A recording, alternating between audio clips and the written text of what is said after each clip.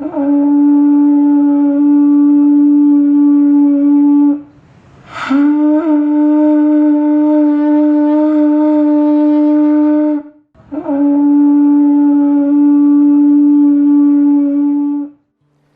Tabura Injil yang diberkati oleh Tuhan kita Yesus Kristus, Shalom. Berjumpa kembali dalam acara Tabura Injil di saat ini. Di saat ini kita akan sama-sama membaca Alkitab yang terdapat dalam Alkitab Perjanjian Lama, yakni kitab Kejadian pasal 39 pada ayatnya yang pertama dan berakhir pada ayatnya yang ke-23. Sebelum kita membaca Alkitab ini, mari kita berdoa. Kita berdoa. Kami datang kepada Tuhan Allah Bapa di sorga, mengucap syukur atas kasih dan penyertaan Tuhan yang luar biasa, sehingga kami boleh ada di anak tangga yang ke-11 di tahun 2021. Bapa di sorga, dalam acara Tabura Injil di saat ini, kami akan membaca Alkitab yang kami yakini sungguh bahwa pembacaan Alkitab di saat ini adalah suara Tuhan bagi kehidupan kami. Sebelum kami membaca bagian Alkitab ini Tuhan, kami minta Tuhan mari datang berikan kepada kami kuasa Roh Kudus, agar lewat kuasa Roh Kudus yang Tuhan berikan bagi kehidupan kami, kami bukan saja sekedar membaca dan mendengar, tetapi terlebih daripada itu, kami lalu dapat melakukan firman yang telah kami baca dan dengar bersama dalam kehidupan kami dari hari lepas hari. Mari Bapa datang dan berfirman, karena kami telah siap untuk mendengarkannya. Amin. Pembacaan kita yang terdapat dalam Alkitab Kitab Kejadian pasal 39 pada ayatnya yang pertama dan berakhir pada ayatnya yang ke-23 yang berbunyi demikian. Yusuf di rumah Potifar. Adapun Yusuf telah dibawa ke Mesir, dan Potifar seorang Mesir, pegawai istana Firaun, kepala pengawal raja, membeli dia dari tangan orang Ismail yang telah membawa dia ke situ. Tetapi Tuhan menyertai Yusuf, sehingga ia menjadi seorang yang selalu berhasil dalam pekerjaannya, maka tinggallah ia di rumah tuannya orang Mesir itu.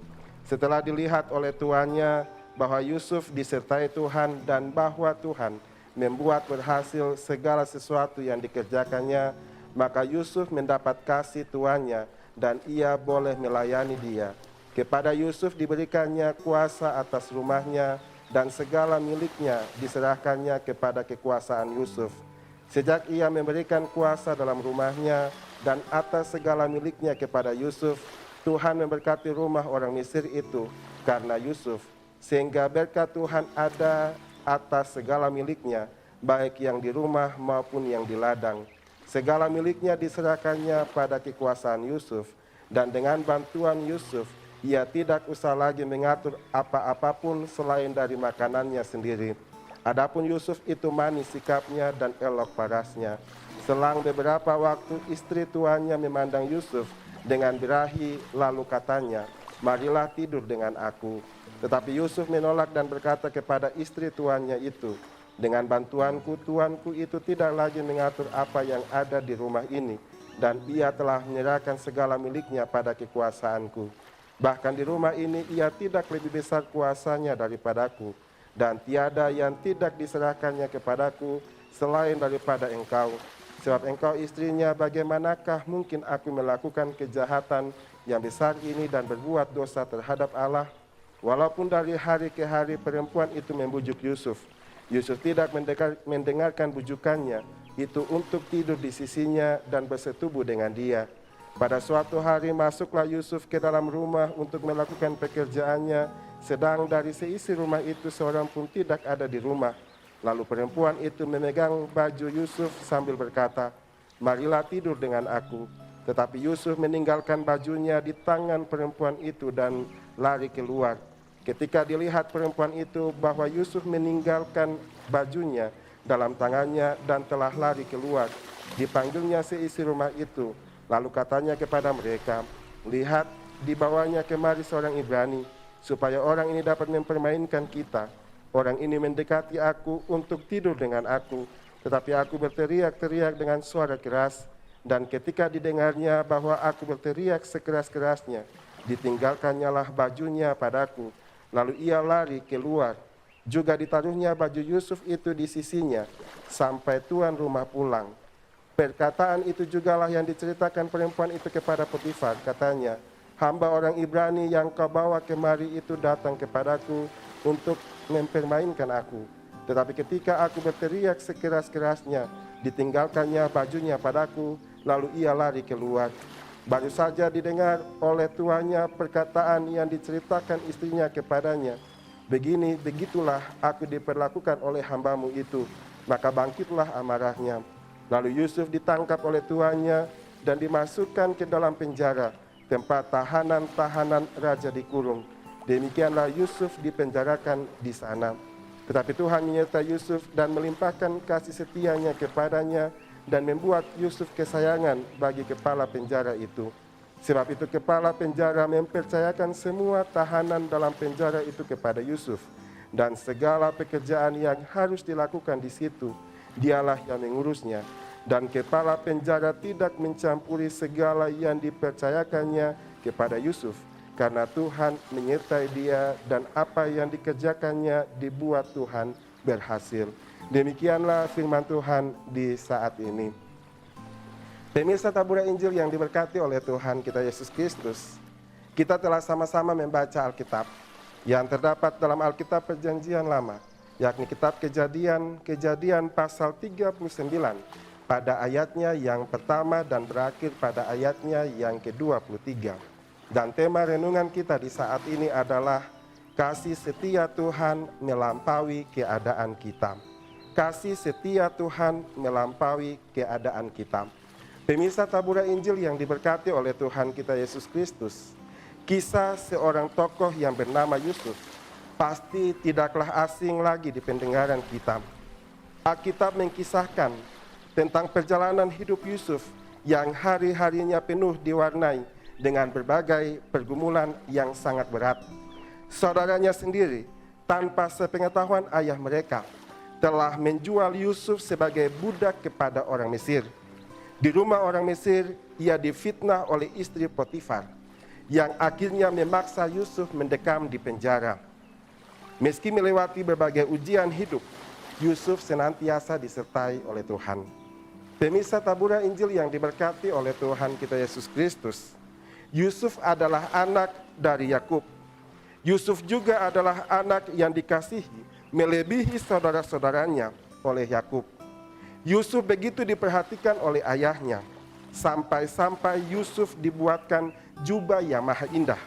Melihat hal ini, saudara-saudaranya menjadi iri dan benci kepadanya.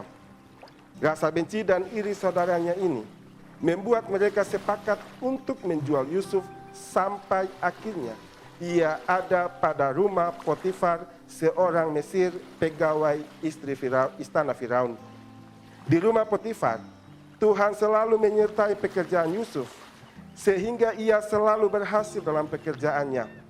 Melihat semuanya itu, Yusuf mendapat kasih tuannya, dengan diserahkan segala kekuasaan dan segala miliknya diatur oleh Yusuf. Akan tetapi, keadaan itu tidak berjalan lama, sebab istri Potifar terus menggoda Yusuf untuk berbuat dosa.